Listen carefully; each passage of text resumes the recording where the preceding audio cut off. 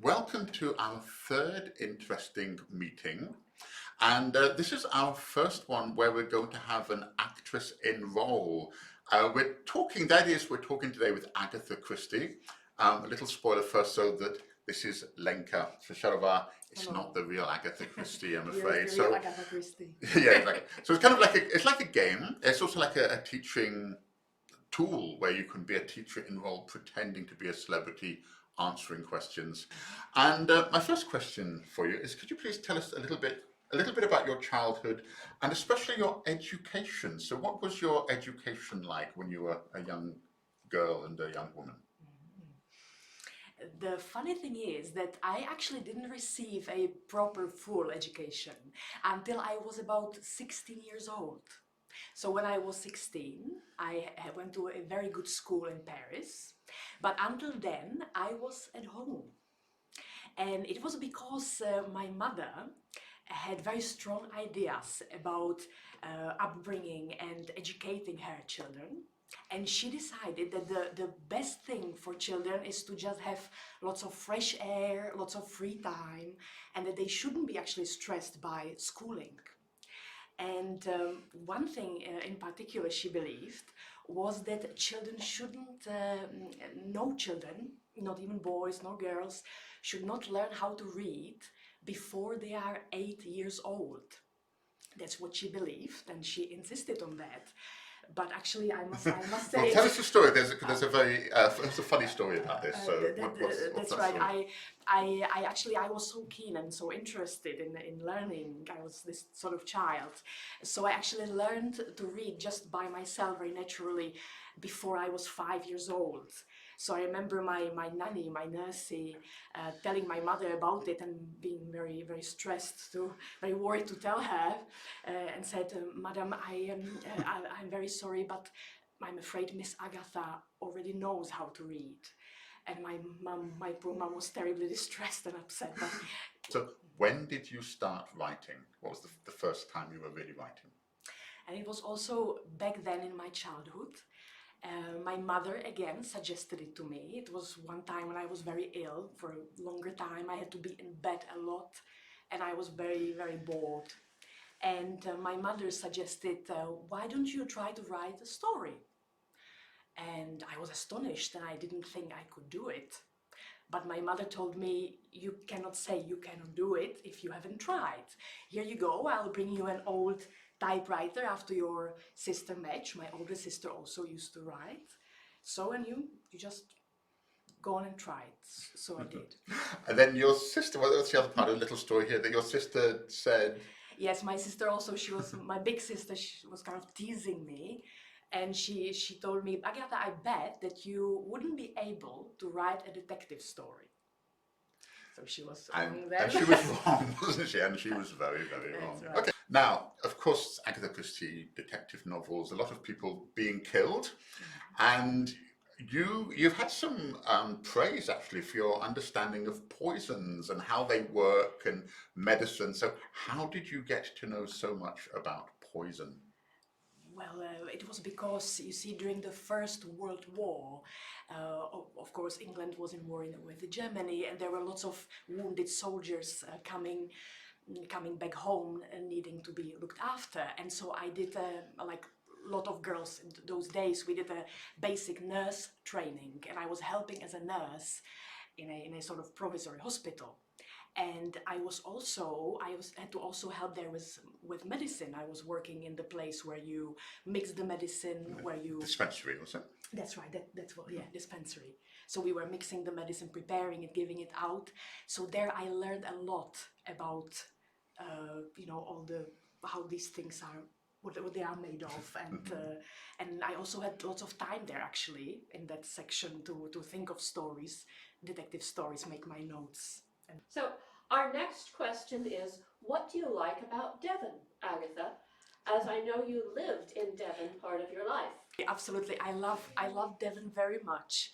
I lived there indeed most of my life, besides my big travels to the world. But otherwise, Devon was one of my main places of my life in England. And it's hard to say what I like about it the most. There is a lovely countryside.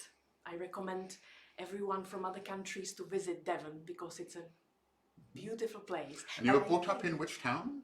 Torquay. In Torquay, and that's in the Torquay. south of Devon, isn't it? Yes, yes, exactly. And I think one of my most like biggest loves were actually the houses I lived there in.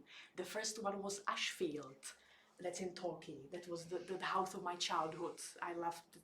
So I think the house of my life actually was one of my favorite places. And then later Greenway, which is another house I bought with my second husband, Max Mallowan. And I think I also love the sea, the Devon Sea, because I love bathing. I love the sea. So sea and my houses. Very good.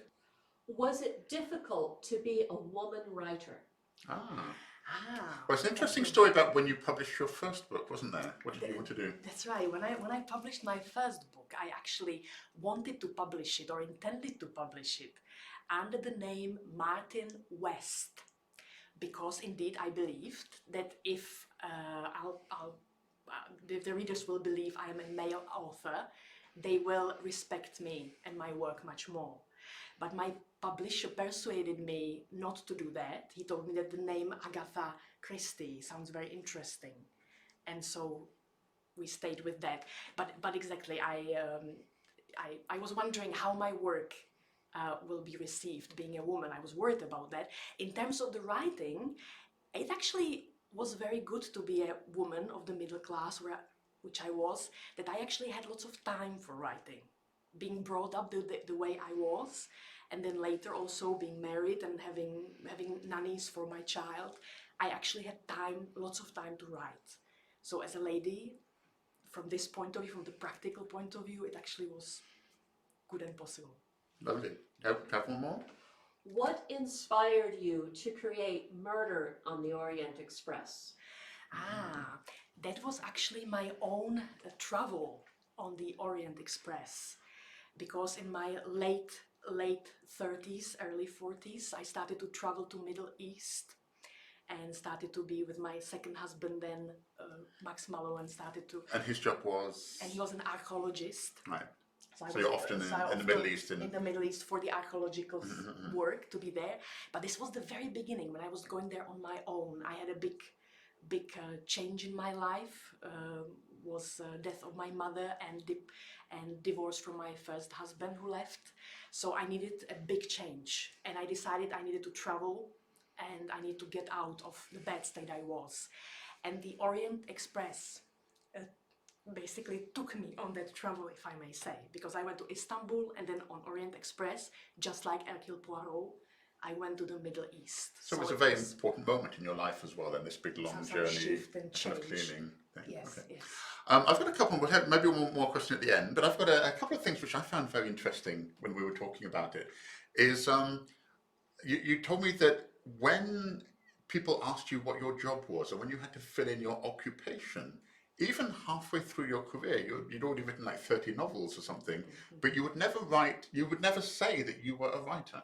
You never thought of yourself as being a writer. Not at all, not at all, not at all. I always, when I was filling in the occupation column, I always put there married woman.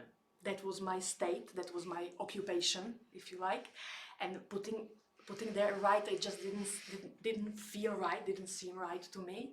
Only my daughter Rosalind at the time was telling me, that Mum, you are a writer, but I didn't feel like a writer at all. I would feel awkward to present myself that way. Right. And you often felt very awkward, you said, in public, or if there's interviews on television, Yes, where yes. everyone was watching you as the great writer, and you said you never really felt comfortable. You never knew. No, indeed. No, really. When I'm interviewed like that, even now, it's a very more cozy, more relaxed. But normally, when I had to be interviewed somewhere, go to some public events, like you say, I felt very, very stressed about it and very, very anxious about it. And I was. It actually reminded me always of my little grandson Matthew when he was about 2 years old, and I remember him going down the stairs and saying, "I'm Matthew." And I'm going down the stairs, like if he wanted to encourage himself. And that's exactly how I felt when I was going to some big occasion organized for me. And I was going there thinking, I'm Agatha Christie. I'm pretending to be a great author. That's what it was. I felt I was pretending to be an author. Right. All my life, basically, most of my life. So the writing was very disconnected from your image of yourself. It's just something you did, yeah. I lived more. What was most important to my life was really my closest relations, my family and our journeys and what we were experiencing together. When I was young, my biggest dream was to have a happy marriage. So I never dreamt of a career in this sense. Right.